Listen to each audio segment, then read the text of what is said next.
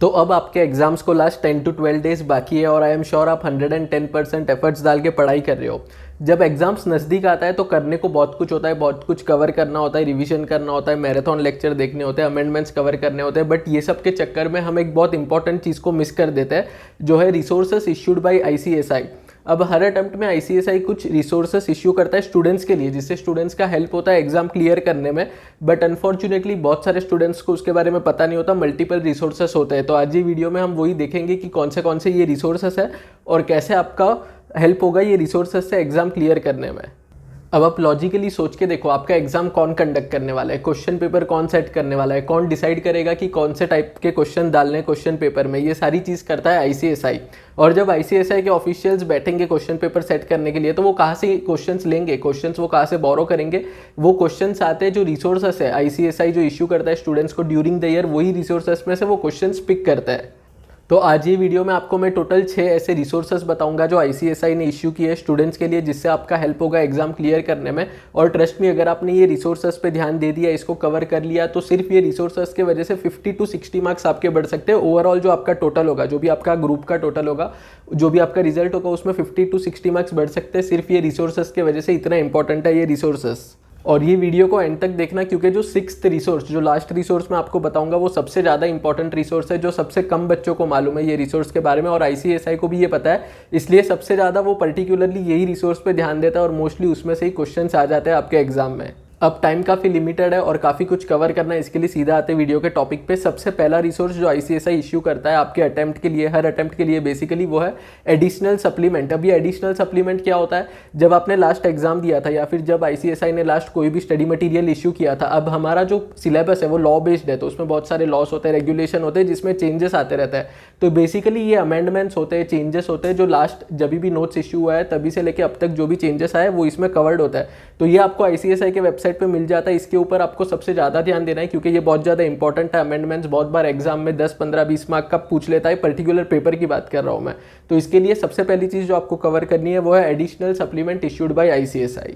जो सेकंड चीज़ है वो भी काफ़ी इंटरेस्टिंग है। ये क्या है कि आपका जो ICSI का जो मॉड्यूल है, हर सब्जेक्ट का आपका जो मॉड्यूल है, उसके एंड में आपको एक सैम्पल क्वेश्चन पेपर मिल जाएगा। अब ये सैम्पल क्वेश्चन पेपर बहुत इंपॉर्टेंट होता है, क्योंकि इसमें भी ICSI बहुत सारे टेक्निकल क्वेश्चन डालता है। मतलब जैसे एक एग्जाम्पल ले लेता हूँ, JIGL का आपका मॉड्यूल है, JIGL के मॉड्यूल में लास्ट में आपको JIGL का एक सैम्पल क्वेश्चन पेपर मिल जाएगा।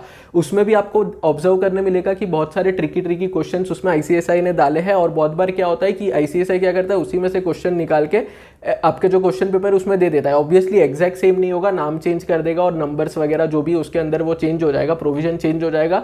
बट आपको जब आप देखोगे, उसको मैच करोगे क्वेश्चन पेपर के साथ, तो आपको पता चलेगा अगर आपने वो सैम्पल क्वेश्चन पेपर सॉल्व किया होता तो आपको हेल्प हो जाता तब जब वो सेम क्वेश्चन आ जाता ICSI के क्वेश्चन पेपर में। तो आपको सेकेंड चीज़ जो कवर करना है वो है सैम्पल क्वेश्चन पेपर, जो आपके मॉड्यूल के एंड में होता है। थर्ड बेसिक रिसोर्स जो ICSI हर एक स्टूडेंट को देता है, और स्टूडेंट अवेयर भी होता है कि वो रिसोर्स उसके पास है, बट अनफॉर्चुनेटली वो उसके ऊपर ध्यान नहीं देता है। ये रिसोर्स है ICSI का मॉड्यूल।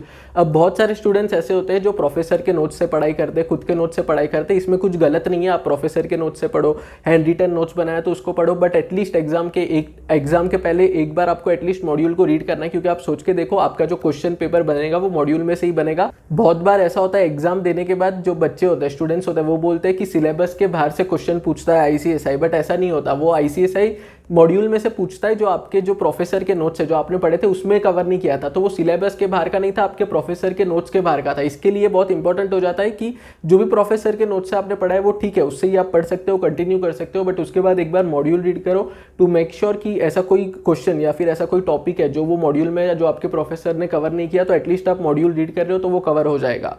फोर्थ इंपॉर्टेंट रिसोर्स है पास्ट क्वेश्चन पेपर। ये भी बहुत ज़्यादा इंपॉर्टेंट है। जब आप पास्ट क्वेश्चन पेपर सॉल्व करते हो, जो आपको ICSI के वेबसाइट पे मिल जाएगा, तब आपको पता चलता है कि ICSI क्वेश्चन कैसे पूछता है। अब यहाँ पे बहुत बड़ा इश्यू आता है स्टूडेंट्स को, जब वो पढ़ते हैं तब उनको ईजी लगता है, वो पढ़ लेते हैं, रिवाइज कर लेते हैं। बट जब आपने फ्रीक्वेंटली देखा होगा कि स्टूडेंट्स ऐसा बोलते हैं कि हम पढ़ लेते, रिवाइज कर लेते, बट जब हम एग्जाम में वो क्वेश्चन देखते हैं तो हमको आंसर समझ में नहीं आता कैसे लिखना है। ये इसलिए होता है क्योंकि आप क्वेश्चन पेपर सॉल्व नहीं करते हो।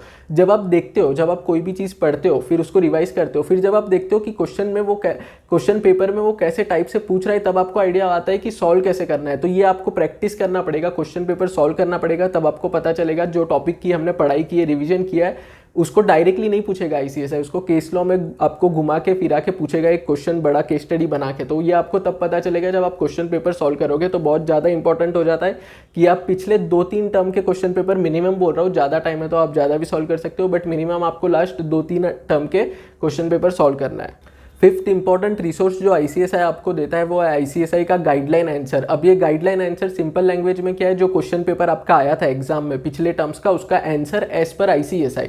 यहाँ पे बहुत बड़ा डिफरेंस है कि जो आप स्कैनर लेते हो या फिर जो प्रोफेसर आपको सॉल्यूशन बताता है वो उनके हिसाब से होता है, वो भी सही होता है, उसमें कुछ गलत नहीं है, बट आपका जो आंसर है, जो क्वेश्चन पेपर में जो क्वेश्चन थे उसका आंसर एज पर आईसीएसआई क्या है, आईसीएसआई क्या एक्सपेक्ट कर रहा है, आईसीएसआई आंसर कौन से फॉर्मेट में एक्सपेक्ट कर रहा है, ये आपको पता चलता है आईसीएसआई गाइडलाइन आंसर से। तो आपको क्या करना है, जो इसके पहले वाले रिसोर्स मैंने आपको बताया कि क्वेश्चन पेपर सॉल्व करना है, उसके साथ साथ आपको कंपेयर करना है उसका आंसर, जो भी आप क्वेश्चन पेपर सॉल्व कर रहे हो उसका आंसर कंपेयर करो आईसीएसआई गाइडलाइन आंसर्स के साथ कि वो मैच कर रहा है कि नहीं, फॉर्मेट मैच कर रहा है कि नहीं, जो आईसीएसआई का एक्सपेक्टेशन है वो हिसाब से आप लिख रहे हो कि नहीं। इससे आपको पता चलेगा कि आईसीएसआई का एक्सपेक्टेशन क्या है और वो हिसाब से आप एग्जाम में लिख के आ पाओगे।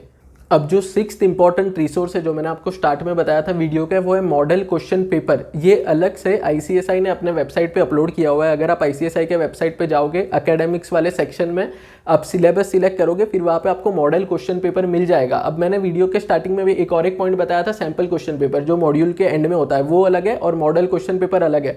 दोनों में क्वेश्चन अलग अलग कवर्ड होते हैं, बट जो मॉडल क्वेश्चन पेपर में जो क्वेश्चन है वो थोड़े ज़्यादा टेक्निकल लेवल के होते हैं, जिससे आपको ज़्यादा आइडिया आ सकता है कि एग्जाम में कौन से टाइप ऑफ क्वेश्चन आईसीएसआई पूछ सकता है। तो ये जो मॉडल क्वेश्चन पेपर है वो बहुत ज़्यादा इंपॉर्टेंट है। इसमें आपको क्या करना है, बेसिकली जो भी आपका सब्जेक्ट है, जो भी अटेम्प्ट के लिए आप अपीयर करने वाले हो, वो अटेम्प्ट के टाइम पे आपको जाना है आईसीएसआई के वेबसाइट पे, वहाँ पे आपको मॉडल क्वेश्चन पेपर मिल जाएगा, उसको सॉल्व करना है। बाकी कुछ करो ना करो, मॉडल क्वेश्चन पेपर आपको सॉल्व करना है, क्योंकि उसका जो लेवल है, डिफिकल्टी लेवल है, वो थोड़ा ज़्यादा होता है। उससे आपको ज़्यादा बेटर आइडिया आएगा कि कैसे टाइप ऑफ क्वेश्चन पूछता है आईसीएसआई एग्जाम में।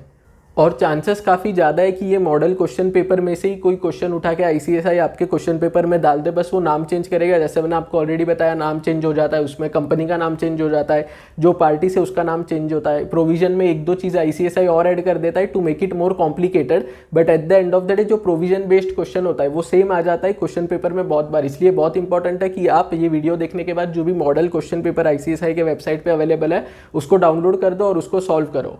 तो फ्रेंड्स, ये थे 6 रिसोर्सेज जो आपको कवर करने एग्जाम के पहले। अभी भी एग्जाम को आपके 10 से 12 दिन अप्रोक्सीमेटली बचे हैं, अभी भी लेट नहीं हुआ है। आपको एट एनी कॉस्ट ये सारे रिसोर्सेज को कवर करना है और इंश्योर करना है कि जिसमें जो भी आपको इन्फॉर्मेशन मिला है वो आप अच्छे से याद कर रहे हो, रिवाइज कर रहे हो। अगर आपको आज का वीडियो अच्छा लगा है तो वीडियो को लाइक कर देना और thank you very much for watching.